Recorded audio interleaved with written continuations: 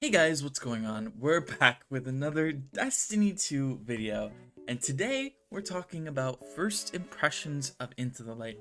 Forgive me if I ramble a bit, I don't have much of a script for this one, just a few bullet points that I'm going to go over plus my own thoughts. So, bear with me a little bit.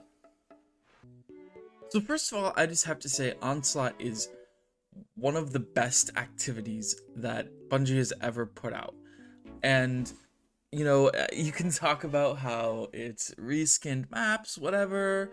I'm just gonna be like, who cares, dude? Who cares? I have to say, Moth Yards is such a great place to use as well, because it's such an underutilized area. When you think about it, a lot of the old patrol zones are just underutilized. Like, New Lights do some stuff there, but like, aside from that, it's a ghost town. So like, who cares if they decide to reuse it for an activity that a lot of people are going to play and is really nice. So for Legend, it does require a little bit of thought, which I am happy about. I kind of thought it was going to be more of a cakewalk than it actually is. And it took me until actually like late Thursday night to get my first full clear of it. But I did get unlucky with my fire team the first time we were trying it, because I got DC'd or error coded. That was happening a lot on launch day, unfortunately, because the Bungie servers are made of wet noodles. That's not true, but it feels like it sometimes. Definitely wish that didn't happen, but there's really a lot that happens in Onslaught. So I think I might make a guide to it if people are down for that. I'm sure there's gonna be plenty of guides out there, and it's something that I'm thinking about doing, but we'll see. It's definitely hard, and it's very long. That is probably the largest problem that I have with Onslaught is 50 waves, no matter what, is just long. It's like an hour at least, which for some people I know that's quite the time commitment, so it's nice to have that 10 wave option as well.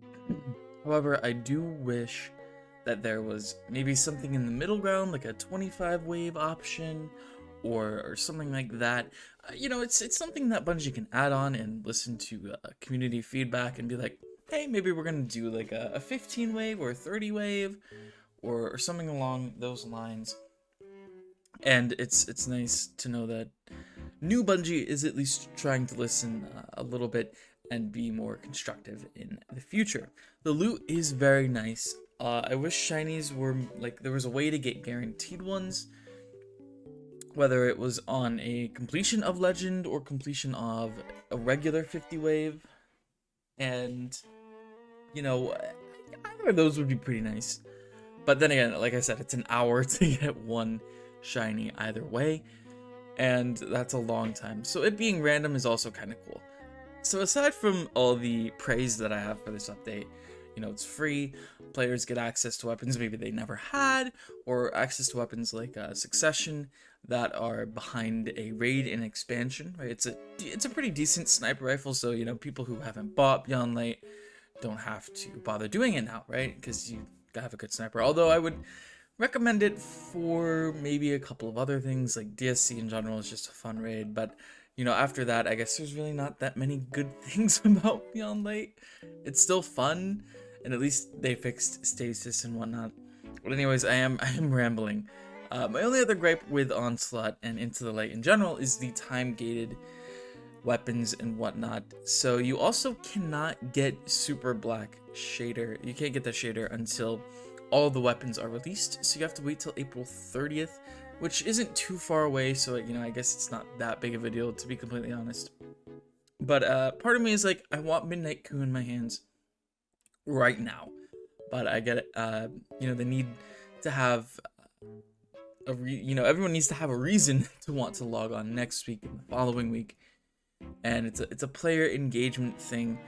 And I guess it's better than what they had originally planned. Like, I think the last weapon was gonna drop the last week of like this season, so like just before the final shape, which is horrible.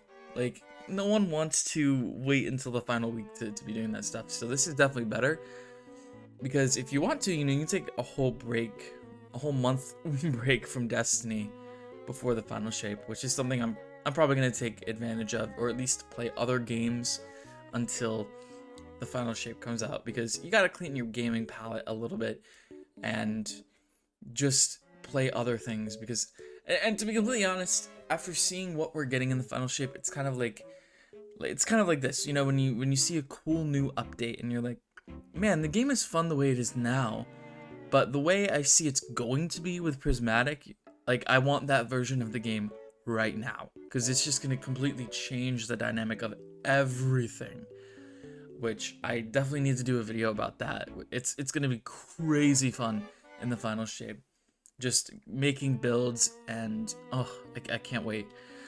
So it's definitely gonna be nice to have that little break in between. So yeah, I mean, overall, Into the Light it's a great update. I do think the time gatedness, it is a little bit great. Like, I do hate drip feed, but at least they took our complaints with, you know, a little bit of assertiveness. You know, they were like, okay, we see the community doesn't like, you know, dropping 2 weapons each week, or whatever it was. I think it was, yeah, that sounds right, because there's 12. 2 a week would be, in 6 weeks would be 12 in total. So they were like, yeah, that's probably not a good idea. Let's not make it worse for ourselves. And they definitely did a good job doing that. So it's just 2 over the next 3 weeks or so, which will add up to the other 6 that we didn't get on launch, which is, again, very nice. Next week, I believe it's Mountaintop and Midnight Coup, which I'm going to be farming so many onslaught waves for Midnight Coup. I love Midnight Coup. Anyways, let me know what your guys' thoughts are so far on this update.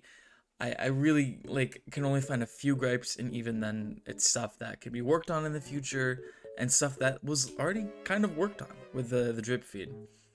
And yeah, it's free. Go play it if you're craving that Destiny stuff. Like, this is something that I can recommend to everybody. And this is something, as a content creator, like, I haven't been able to do, because you have to buy all these expansions to play the game, and then you might not like it, and all that stuff, and half the content has been sunset out of the game.